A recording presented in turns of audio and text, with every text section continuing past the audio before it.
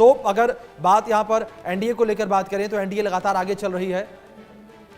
ठीक, और ईशान त्यागी की भी मौजूदगी हमारे साथ है। ईशान जी, ये जो तस्वीर है, ये अभी फिलहाल चुनाव आयोग ने एक आंकड़ा जारी किया है जिसमें बीजेपी लीड कर रही है। हालांकि अभी ये रुझान है, थोड़ा वक्त जरूर लगेगा, लेकिन कॉन्फिडेंस कितना है सर? अभी दोनों डिप्टी सीएम भी आगे हो गए हैं बिहार के। देखिए, सबसे पहली बात तो ये है कि जो शुरुआती रुझान है उनसे एक बात तो स्पष्ट है, जो मैं दूसरे कई उस पे चैनल्स पे देख भी पा रहा हूँ, जो शुरुआती रुझान है कि जो कर्मचारी हैं उन्होंने महागठबंधन को वोट दिया है, यानी कि उन्होंने आरजेडी को और कांग्रेस का जो हमारा महागठबंधन है उसको वोट देने का काम किया है।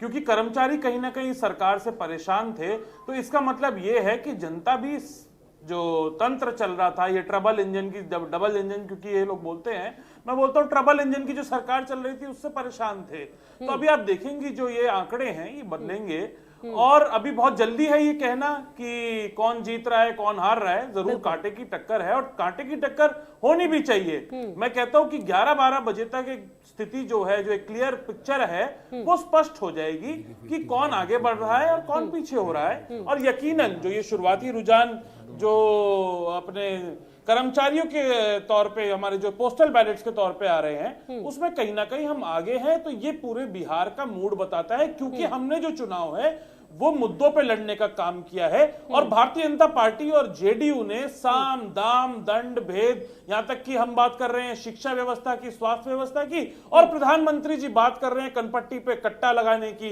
तो ये जिस तरह का चुनाव भारतीय जनता पार्टी ने लड़ा है और जेडीयू ने लड़ा है, एनडीए ने लड़ा है, वो नकारात्मक चुनाव लड़ा है। और महागठबंधन ने सकारात्मक रूप से मुद्दों पर चुनाव लड़ा है। हमारी गारंटीज हैं, लोगों को हमारी गारंटीज पे, महिलाओं को हमारी गारंटीज पे भरोसा होगा, और यकीनन हम आज विजयी निकलेंगे जब ये आंकड़े स्पष्ट हो जाएंगे। ये बात जो आप कह रहे हैं प्रधानमंत्री के शब्दों पर, हालांकि शब्दों का प्रयोग तो हर पार्टी अपने अपने लिहाज से सर करती है। अच्छा, इसी बीच एक बड़ी खबर जो सामने आ रही है, महुआ से तेज प्रताप यादव आगे चल रहे हैं।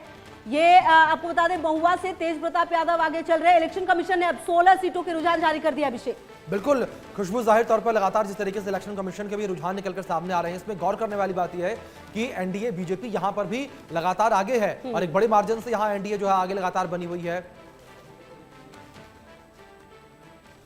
महागठबंधन शोषितों का, वंचितों का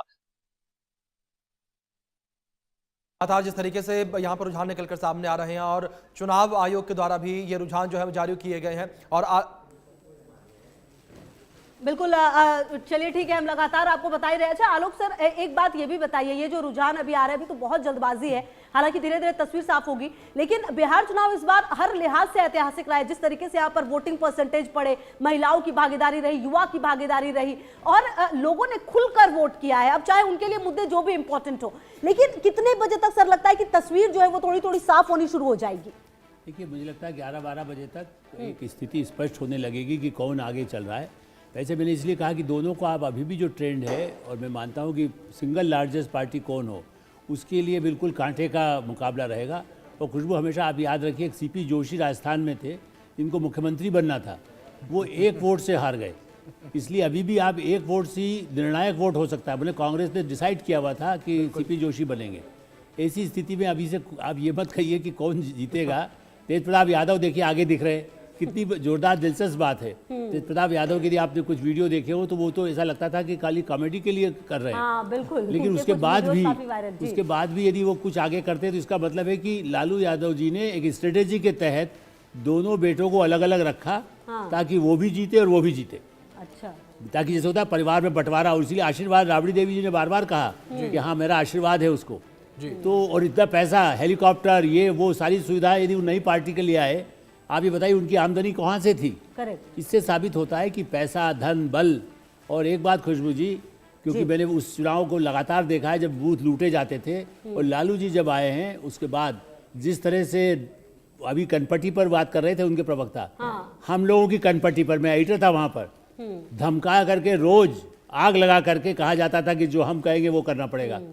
ये स्थितियां वहाँ चुनाव यही तो सर वजह है आलोक सर कि इतना बड़ा खामियाजा 20 साल से सत्ता से बाहर करने की पीछे वजह है क्योंकि वो जंगल राज लोगों ने देखा था और शायद वो इसलिए ख्याल जाता नहीं। हालांकि जो महागठबंधन है उन्होंने ये भी कहा कि ये जो जेनजी है उन्होंने वो देखा ही नहीं जंगल राज, तो वो कहीं ना कहीं हमारी तरफ वोट करेंगे। हाँ, ये बात बिल्कुल ठीक है। हाँ। देखिए, जिन नई जनरेशन, जैसे मैंने आपसे भी कहा, हो सकता है आप बिहार में नहीं गई हो, रही नहीं हो, तो आपको भी नहीं पता चलेगा। और दूसरा, एक अपेक्षा होती है कि देखिए अब बुजुर्ग हो गए, अब तो हमारा समय आया है। और तेजस्वी के लिए आज भी मैं कहूँगा, लालू जी के और उनके जो साथ के इतने सारे लोग हैं उनकी वजह से तेजस्वी को नुकसान हो रहा है।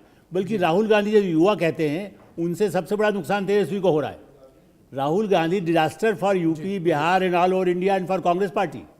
शकील अहमद, मुस्लिम नेता, गृह राज्य मंत्री दिल्ली में रहे यूपीए में, उन्होंने परसों इस्तीफा दिया। जैसे ही पोलिंग खत्म हुआ उन्होंने कहा मेरे साथ कितना दगा किया गया, मुझे कितना नुकसान किया गया। और कांग्रेस के नेता संडे को मुझे मिले, वहीं के जो बड़े सीनियर नेता हैं, उन्होंने कहा जी बिल्कुल चौपट हो गया, राहुल गांधी की वजह से जो कुछ था वो भी खत्म हो गया। ये स्थिति वहां पर है, इसका नुकसान तेजस्वी भुगत रहे हैं।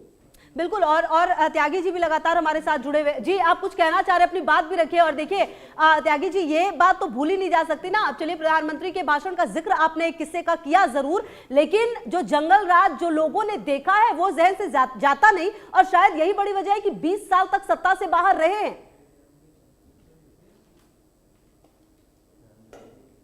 देखिए, सबसे पहले तो मैं रिस्पॉन्ड करना चाहूंगा कि राहुल गांधी जी एक ऐसे एकमात्र नेता हैं पूरे देश में जो गरीबों के लिए, जो पिछड़ों के लिए, दलितों के लिए, वंचितों के पता नहीं है। जिस तरह की भाषा वो बोल रहे थे कि क्या नेपाल बन जाएगा भाई। यहाँ पर अगर किसी को ग्रीवांस है तो अपेक्षा भी नीतीश कुमार से ही है कि वही करेंगे, और उसी डायरेक्शन में रिजल्ट हो रहा है। जो हम लोग मानते थे, पूरा एनडीए यूनाइटेड होकर रिजल्ट बने चुनाव लड़ रहा था, पूरा एनडीए इंटैक्ट था। और हम लोगों ने कभी भी कहीं आपने देखा होगा, चाहे सीट बंटवारा हो, चाहे कैंपेन हो, सब लोग एक दूसरे के लिए कैंपेन किया। अधिकारियों को डराने की भी कोशिश की जाए। अब यह कहा ना अधिकारियों को लेकर कह रहे हैं कि हताशा में उसी समय से ये सब बात कर रहे हैं। आप बताइए, मैं आप लोगों से भी पूछ रहा हूँ, आप लोग भी फील्ड में गए थे, पत्रकार है, आप जो रिस्पांस लोगों का देख रहे थे जिस तरीके एनडीए को लेकर के और खास करके मुख्यमंत्री जी को लेकर के, वो रिस्पांस कैसा था? यही लोग यात्रा निकाले वोट चोरी का, चुनाव से पहले यात्रा निकाले ना वोट चोरी का, तो एक वर्ड चुनाव में वोट चोरी पे बोले? कहीं एक कंप्लेन आया किसी का वोट कट गया हो, संविधान खतरे में है, वोट चोरी हो रहा है? केवल झूठ का नैरेटिव फैलाना, और जनता समझ चुकी थी।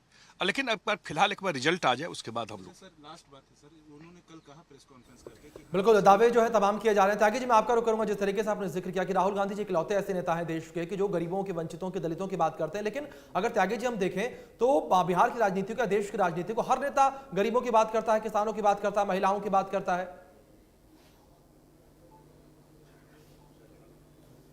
चलिए, मैं आपका रुख करूंगा, जवाब आपसे लूंगा, लेकिन इस बीच एक बड़ी खबर निकलकर सामने आई है। इलेक्शन कमीशन ने 16 सीटों के रुझान जारी कर दिए हैं। ये बड़ी अपडेट है। इलेक्शन कमीशन का रुझान भी निकलकर सामने आ रहा है। 16 सीटों के रुझान जारी किए, 7 पर बीजेपी, 3 सीटों पर जेडीयू इस वक्त आगे है। ये जानकारी, बड़ी अपडेट आप तक पहुंचा दें। जो इलेक्शन कमीशन के रुझान निकलकर सामने आए हैं, 2-2 सीटों पर आरजेडी और कांग्रेस आगे है, यानी कि कुल मिलाकर महागठबंधन 4 सीटों पर आगे। ये बड़ी अपडेट है जो इस बीच निकलकर सामने आई है। तो इलेक्शन कमीशन ने भी रुझान जारी किए। चिराग पासवान की पार्टी एलजेपी 2 सीटों पर आगे है। ये बड़ी अपडेट जो इस बीच सामने आ रही है। इलेक्शन कमीशन ने 16 सीटों पर रुझान जारी किए हैं। दूसरी ओर अगर रुझानों को लेकर बात करें तो एनडीए जो है वो सेंचुरी लगा चुकी है। 105 सीटों पर एनडीए आगे और महागठबंधन 72 सीटों पर आगे है। लेकिन दूसरी ओर ये महत्वपूर्ण रुझान है इलेक्शन कमीशन के। खुशबू जी बिल्कुल अभिषेक, और देखिए हम लगातार जिक्र भी कर रहे हैं और एक तरफ हम बता भी रहे हैं आपको कि किस तरह से ये जो आंकड़े हैं वो बदल रहे हैं। अच्छा त्यागी जी, अपनी बात भी पूरी करिए और देखिए एक बात ये भी बताइए, अगर इतनी चिंता, इतनी फिक्र, तो आखिरकार सिर्फ 60 सीटों पर आप लड़े हैं। मतलब क्या आपको सचमुच लगता है कि बिहार चुनाव में आप लोगों ने पूरा जो जज्बा है वो लगा दिया बाकी पार्टियों की तरह ईमानदारी से? सर